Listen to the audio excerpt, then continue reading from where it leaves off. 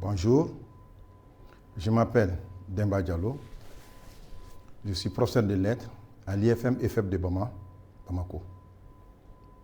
Bien. Ma structure, c'est la Direction nationale de l'enseignement normal. Bien. Nous sommes en classe de 3e année généraliste DEF pour une leçon dont le thème est l'analyse grammaticale. Bien. Je m'en vais très rapidement vous présenter le plan de ma leçon. En grand 1, les mots variables. Parmi les mots variables, nous avons 5. 1, l'article. 2, le pronom. 2, le nom. 3, le pronom. 4, le verbe. 5, l'adjectif. Ceux-ci sont des mots variables. En grand 2, nous avons les mots invariables. Petit 1, l'adverbe, la préposition, la conjonction et l'interjection. Et la leçon va se terminer par une évaluation. Okay? Donc, au terme de ma leçon, l'apprenant doit être capable de déterminer la nature des mots, préciser le genre et le nombre des mots, et ensuite indiquer la fonction des mots. Si vous regardez très bien, nature, genre et nombre, fonction, ça c'est l'analyse grammaticale. Bien. L'analyse grammaticale. Bien. En pré-évaluation, si je vous demande de citer les différentes sortes de mots que vous connaissez, ces mots sont au nombre de 9.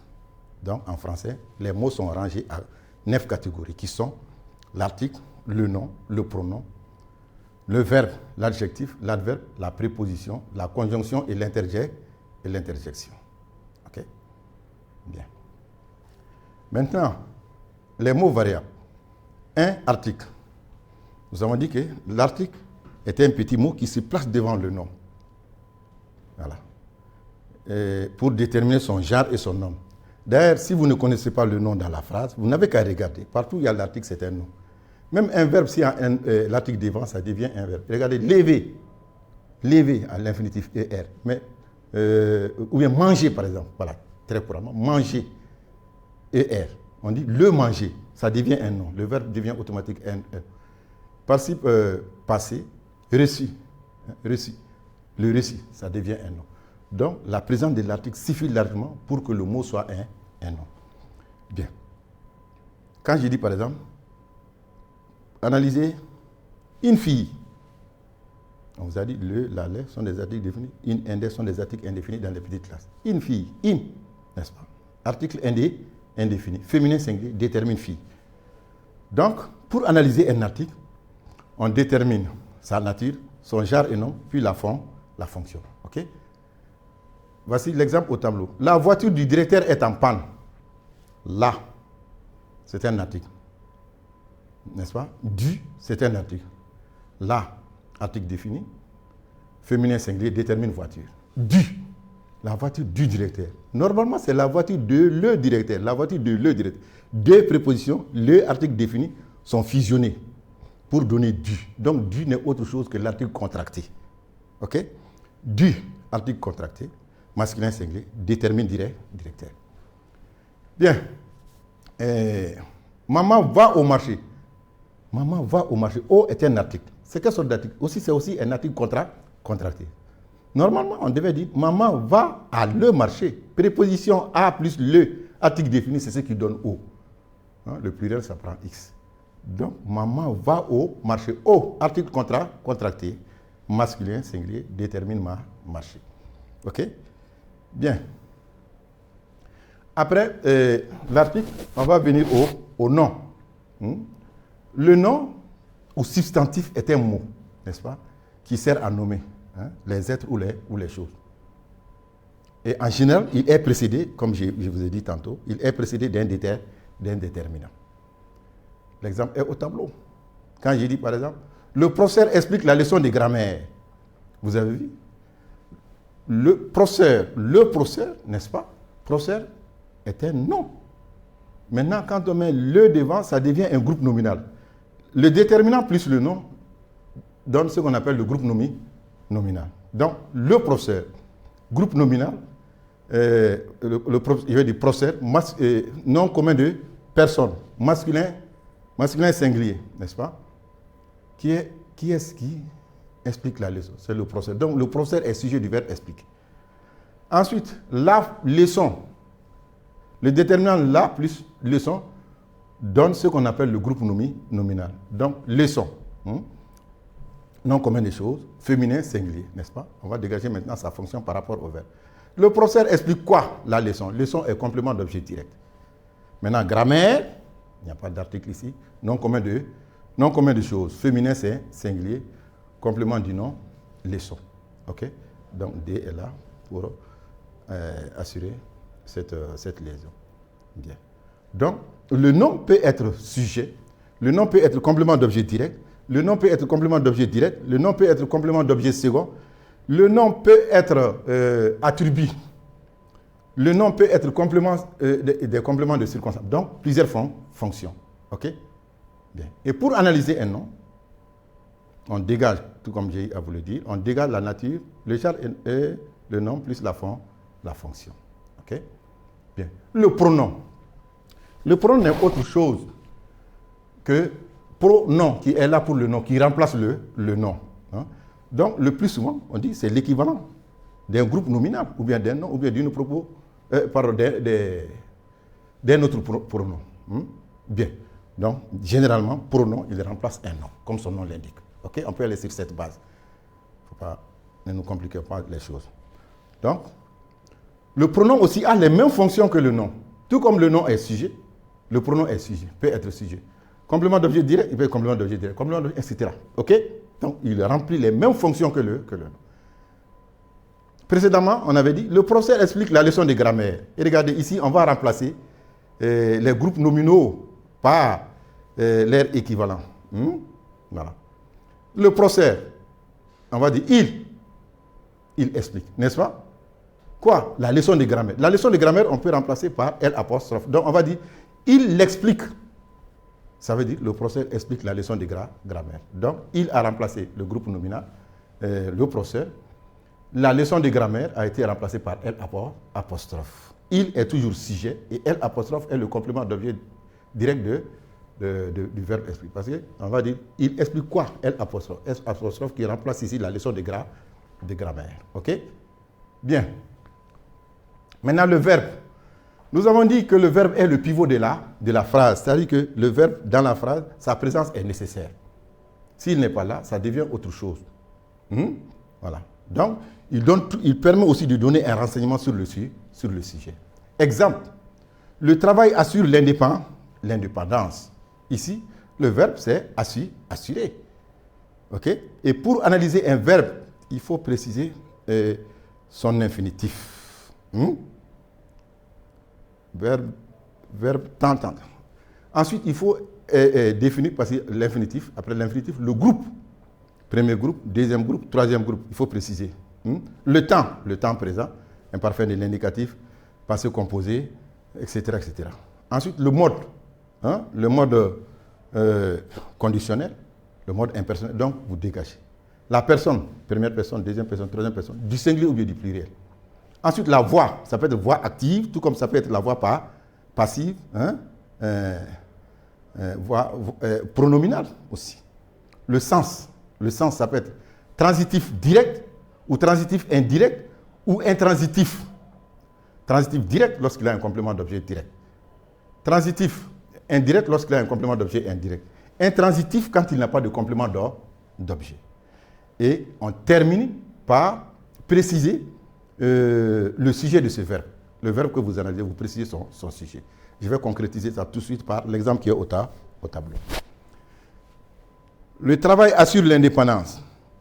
J'écris assure 2 points, je souligne. Verbe assurer, premier groupe. Conjugué au présent de l'indicatif, à la troisième personne du singulier. Voix active. Sens transitif direct. A pour sujet le travail. Bien. Le verbe assurer a un complément d'objet direct. Le verbe ici, la phrase est à la voix active. Voilà, c'est à la voix active. Le sens est transitif direct parce qu'il a un complément d'objet direct. Et ce verbe-là a pour sujet travail. OK? Bien. Le second exemple. Un enfant obéit toujours à ses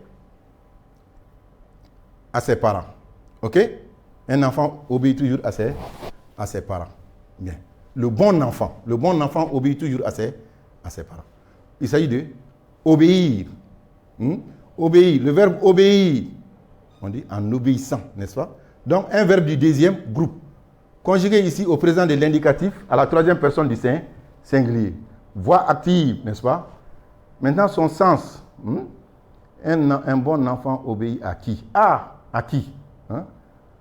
Sens transitif indirect. Et obéit a pour sujet le bon enfant. OK? Voilà. Maintenant, l'adjectif. L'adjectif, lui, il dépend toujours d'un nom dans la phrase. Voilà. Et nous avons deux sortes d'adjectifs. L'adjectif est qualificatif ou bien l'adjectif est possessif. L'adjectif possessif, l'adjectif est qualificatif ou bien l'adjectif est déterminatif. OK? Voilà. Maintenant, les déterminatifs que nous allons les citer entre parenthèses, il y a l'adjectif possessif, l'adjectif indéfini, l'adjectif démonstratif, l'adjectif interrogatif, l'adjectif exclamatif, l'adjectif cardinal, numéral cardinal, numéral ordinal. OK? Bien. Et maintenant, on va les voir un peu en détail. Les déterminatifs. Les déterminatifs, les adjectifs déterminatifs, ils se placent devant le nom, tout comme l'article. Et ils donnent aussi le genre et le nombre du nom. Voilà. C'est pour cela d'ailleurs qu'on les appelle les déterminatifs. Il s'agit des adjectifs possessifs. Il s'agit des adjectifs indéfinis. Il s'agit des adjectifs démonstratifs. Il s'agit des adjectifs interrogatifs. Il s'agit des adjectifs exclamatifs. Il s'agit de l'adjectif numéral ordinal. Il s'agit de l'adjectif numéral cardinal. OK?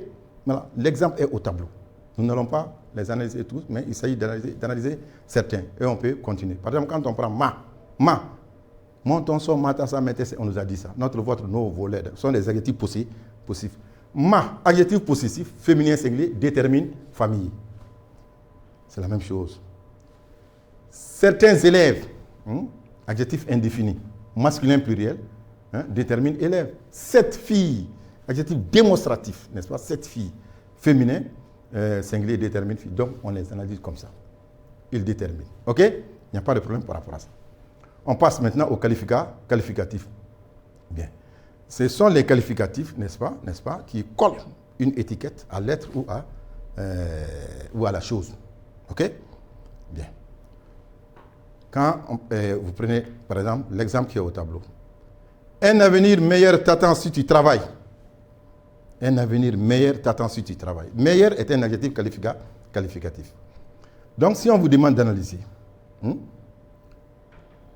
vous dégagez sa fonction. Et aussi bien que, je vous avais dit, pour les déterminatifs là, on dit détermine. C'est ça leur fonction. Okay? Mais ici, c'est autre chose. C'est soit l'un ou bien l'autre que nous allons voir quand on vous demande de les analyser. Un avenir meilleur t'attend si tu travailles. Meilleur, adjectif qualificatif. Tu vas continuer. Allez-y, adjectif qualificatif. Masculin, singulier. Donc, si je vous pose la question, vous allez me dire que sa fonction détermine meilleur, n'est-ce pas? Ou bien épithète. Vous allez dire épithète, ok? Maintenant, pourquoi épithète? Épithète, ce qui est sûr, vous allez me dire que parce qu'il n'y a même pas de mot entre avenir et meilleur. Donc, directement collé épithète, c'est ce que vous allez me dire. D'accord, on va passer. Maintenant, deuxième phrase. Moussa paraissait courageux. Courageux est un adjectif qualificatif. Si on vous demande d'analyser, vous allez dire courageux, adjectif qualificatif, masculin singulier. Sa fonction, ici, vous allez dire attribut de Moussa. Pourquoi? Vous allez me dire, monsieur, parce qu'il y a un verbe d'état ici. Dans les petites classes, on vous a dit que quand il y a un verbe d'état entre l'adjectif et le nom qu'il qualifie, n'est-ce pas? On parlera d'attribut au niveau de la fonction. Donc, les verbes d'état, on vous a cité dans les petites classes, on a dit être, paraître, rester, demeurer, devenir, sembler, avoir l'air. OK? Donc, paraître ici et là, c'est un verbe d'état, donc attribut de Moussa. Maintenant, on passe. Il se sent serein. Serein est un adjectif qualificatif. Si on vous demande d'analyser, serein, adjectif qualificatif, masculin singulier, n'est-ce pas? Sa fonction. Sa fonction ici, c'est attribut. c'est attribut. Mais et pourtant, il n'y a pas un verbe d'état ici. Vous allez me dire peut-être que monsieur sentir peut devenir circonstanciellement ou bien pour des occasions, n'est-ce pas? Pour des rares cas, il peut devenir un verbe d'état. C'est ce que vous allez dire. D'accord, ça passe. Il se trouve malheureux. Il se trouve malheureux. Il se trouve malheureux aujourd'hui. Malheureux est un adjectif qualificatif. OK? Attribut de il. Et pourtant, trouver n'est pas cité parmi les 7 verbes d'état. Vous allez dire la même chose que sentir et trouver peuvent devenir occasionnellement des verbes d'état. C'est très simple. Retenons quelque chose. Lorsque un adjectif, ça dépend de son appartenance. Lorsque l'adjectif appartient au groupe nominal, épithète. Lorsqu'il appartient au groupe verbal, attribut. Quand vous prenez par exemple un avenir meilleur, c'est le groupe nominal, donc épithète. Moussa apparaît courageux. Vous avez vu? Courageux appartient au groupe verbal, attribut.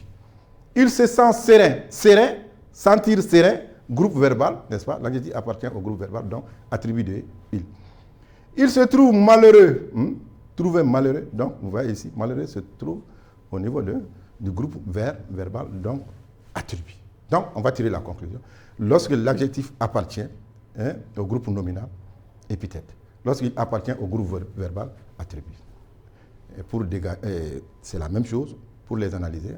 On dégage l'air nature, genre et nom et la forme et la fonction. OK? Bien. Nous avons fini avec les mots variables. Maintenant, nous entamons les mots invariables. Les mots invariables, comme leur nom indique, ces mots-là sont invariables. Ces mots ne changent pas de forme, n'est-ce pas? Ces mots-là ne changent pas d'orthographe. C'est toujours la même orthographe. Nous commençons d'abord par l'adverbe. L'adverbe, nous avons dit que l'adverbe se caractérise par son invariabilité, n'est-ce pas? Bien. Donc, c'est un mot qui modifie, n'est-ce pas, un élément de la phrase. Mais aussi, dans les classes du fondamental, on dit que l'adverbe modifie le sens d'un verbe. Mais ça peut être autre chose. Il n'y a pas que le verbe, ça peut être autre chose. Exemple. Nous avons marché rapidement. Rapidement, adverbe de manière. Ici, n'est-ce pas, rapidement, adverbe de manière, modifie le sens de avoir marché. OK. Ça peut passer. Il est si fort qu'il peut soulever une barrique. Si, adverbe d'intensité. Si fort. Il modifie ici le sens de quel mot? Ce n'est pas le verbe. C'est un autre mot. Fort, un adjectif. Vous avez vu? Donc, voilà pourquoi on dit au début que l'adverbe modifie un élément de la phrase. Pas forcément le verbe. La préposition. Voilà. La préposition sont des petits mots dans la phrase. À, de, pour, par, sans, avec. OK? Voilà, qui sont là pour lier. C'est aussi un mot de liaison. Le train de Kita a encore du retard. Vous avez vu? D, relie, train à Kita. Train de Kita. Ça donne plus de précision. Train, nom commun de choses, n'est-ce pas? Masculin, c'est Kita. Nom propre de choses, n'est-ce pas? Nom propre de ville. Donc, vous avez deux noms que la préposition relie. OK? Bien. La conjonction. Maintenant, dans le cadre des conjonctions, il y a deux sortes de conjonctions. Soit là, il y a la conjonction de coordination ou bien la conjonction de subordination. Bien. Donc, c'est aussi des mots de lien, des mots de liaison. Les conjonctions de coordination, n'est-ce pas, c'est des petits mots dont leur rôle est de relier deux mots, n'est-ce pas, deux groupes de mots, ou deux propositions de même fonction. Voilà. Les conjonctions classiques sont mais, où et donc, ornicar. Un exemple. Je prends du thé ou du Lipton. Vous avez vu, thé ou Lipton. Il y a la préférence. Où est là pour relier en tant que conjonction de coordination. Thé, non commun de choses. Lipton, non commun de choses. Même fonction. Je prends quoi du thé? Je prends quoi du Lipton? OK? Même fonction. Et le second exemple, c'est avec et. Elle chante et je danse. Et est là pour coordonner deux propositions. La deuxième proposition à la première proposition. Donc, et conjonction de coordination. Et relie aussi deux propositions, comme on vous l'avait dit. Maintenant, venons aux conjonctions de subordination. Leur rôle est de subordonner. Subordonner la proposition subordonnée à la proposition principale. OK? Bien. Voici l'exemple. On m'indique que le temps passe trop vite. On m'indique que le temps passe trop. Que conjonction de subordination. Vous avez subordonne, hein, est là pour subordonner la proposition subordonnée qui commence à partir de que. Vous avez que le temps passe trop vite. Donc, toute cette proposition se trouve sous la dépendance d'une autre proposition qui est la principale. On m'indique. Ensuite, les souris dansent quand le chat est absent. Quand, n'est-ce pas? Quand, conjonction de subordination. Son rôle est de subordonner. Quand le chat est absent, toute la proposition a une autre proposition qui est la principale. Les souris dansent. OK? Donc, ici, ces mots-là, quand on les analyse, on donne seulement leur nature et la fonction. OK? Bien. Maintenant, enfin, l'interjection. L'interjection, c'est un mot dans la phrase. Un mot qui équivaut à une phrase. Quand je dis, par exemple, ah, ça veut dire, je suis content, maman est venue. Ah, maman est venue. Ça marque la joie. Donc, chut, ça veut dire, taisez-vous. Chut, ça peut dire, ça dépend, hein. Ça dépend du contexte dans lequel il est employé. Chut, taisez-vous ou bien tais-toi. Hey, ça peut être une interpellation. Hi, ça peut être par exemple la manifestation de quelque chose. Oh, ça peut être aussi une interpellation. Cela veut dire vous interpellez quelqu'un. Donc, ça dépend dans le contexte où ils sont employés. Donc, pour analyser tous ces mots invariables, on précise leur nature et leur fonction. C'est des mots invariables. Et maintenant, pour terminer, on vient à l'évaluation. Vous avez des phrases. Regardez ces phrases-là. Il y a des mots qui sont soulignés. Il s'agit d'analyser ces mots soulignés. Évaluation. Analyser les mots soulignés dans les phrases ci-dessous. Donc, nous avons la nuit s'écoule lentement sur le village endormi. Le mot que vous devez analyser, c'est nuit, lentement, le. Ensuite, un enfant exemplaire, Vangrin, aidait son père à labourer son champ. Donc ici, vous analysez un exemplaire, Vangrin, père. Et enfin, la dernière phrase, il puisait de l'eau au puits pour sa mère. Vous analysez il, au, ça. Et c'est terminé. Si j'ai bien compté, ça fait 10. Chaque mot bien analysé fait 10 points. Chers élèves, je vous remercie.